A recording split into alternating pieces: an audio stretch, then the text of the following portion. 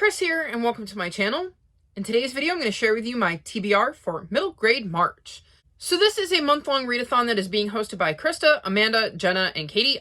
I will link their social media below along with the Instagram for middle grade March. So let's dive in, and I will share with you the books I picked for the prompts that go along with this year's middle grade March. So first up, we have the group book, which is A Rover Story by Jasmine Warga. And this follows Resilience, a Mars rover determined to live up to his name. Rez was built to explore Mars. He was not built to have human emotions. But as he learns new things from the NASA scientists who assemble him, he begins to develop human-like feelings. Maybe there's a problem with his programming. Human emotions or not, launch day comes and Rez blasts off to Mars, accompanied by a friendly drone helicopter named Fly. But Rez quickly discovers that Mars is a dangerous place filled with dust storms and cliffs. As he navigates Mars's difficult landscape, Rez is tested in ways that go beyond space exploration. As millions of people back on Earth follow his progress, will Rez have the determination, courage, and resilience to succeed and survive?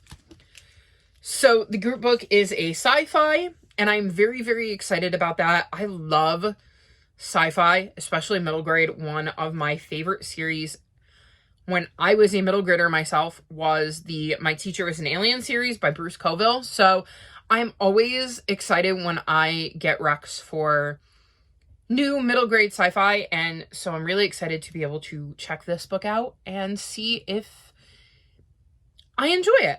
Next is the prompt to read a book who is an award winner, but not a Newbery Award winner. And so for this, I'm going to read Lucky Broken Girl by Ruth Behar. So you can see it's got a little reward sticker on here, and it says that it won the Pura Belprix Award. Now, this is a spring cover.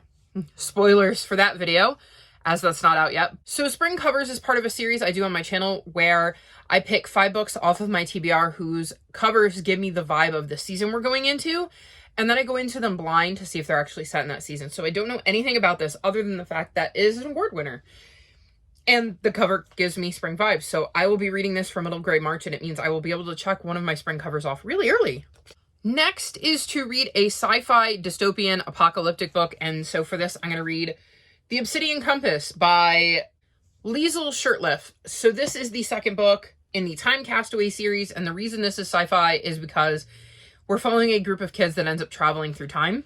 I really, really enjoyed book 1, and I am very excited to read book 2. I thought the series was so much fun, and we're following, I believe, 3 siblings, if memory serves, and like I said, they get to travel through time. So I'm very curious to see what time periods we go to in this book and what adventures the kids get up to. Next is to read a book published last year, and for this, I'm going to read Otter by Catherine Applegate. This follows a otter named Otter, and she's going to come face to face with a great white shark that will cause her life to take a dramatic turn. One that will challenge everything she believes about herself and about the humans that hope to save her. This book is inspired by the story of a Monterey Bay aquarium program that pairs orphaned otter pups with surrogate mothers, and it's going to be told in free verse. I've loved other books I've read by Catherine Applegate. It was published in 2022, so it seemed like a no-brainer, and I am very, very excited to be getting to this one because it sounds like it's going to be a quick read with it being told in verse. And, I mean, look at that face. It's so cute. I can't wait to read Otter's story. Next is to read a book with sea or sky on the cover, and I'm going to be reading The Lost Tide Warriors by Catherine Doyle. This has actually both. This is the second book in the Stormkeeper Island series. So in the first book, a young boy named Finn goes to visit his grandfather on Aaronmore Island, and this wakes up a sinister magic. His grandfather has been the Stormkeeper for the island, and he's getting ready to step down, and it looks like Finn might have to step into his shoes. And basically, his job is going to be to keep the magic of the island safe and to protect the island.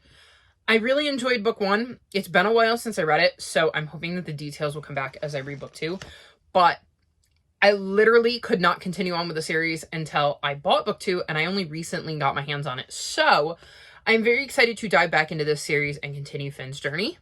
And then the last prompt is to read a book with a neurodiverse character, and I'm going to read Show Us Who You Are by Elle McNichol. This says, Cora didn't intend to befriend Adrian. The son of the intimidating CEO of Pomegranate Institute is unpredictable, insistent, and ultimately irresistible. Like Cora, he understands how it feels to navigate a world that isn't always built for the neurodiverse. The two become fast friends. The further Cora steps into Adrian's world, though, the more she is enthralled with the mysterious holograms Pomegranate creates. The captivating AI brings real people back to life, and Cora has the opportunity to be part of the research. But she soon discovers this tremendous science hides dark secrets and dangerous consequences. Can Cora uncover Pomegranate's wicked truth before their technologies rewrite history forever? From the award-winning author of The Kind of Spark comes an empowering tale of friendship, loyalty, and fighting to protect the most vulnerable around us.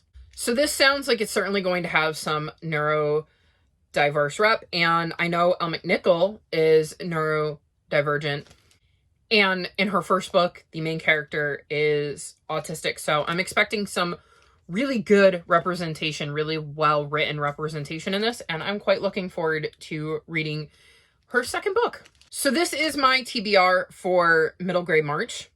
Are you participating? If so, let me know in the comments section below and let me know what you're reading, because I'm always on the lookout for some new middle grade books. All of my social media is linked in the description below if you'd like to come chat with me. If you've made it this far in the video, leave me adorable animal emojis, like whatever you think is an adorable animal in honor of Otter the Otter. Like this video and subscribe to my channel, and I'll talk to you next time. Bye!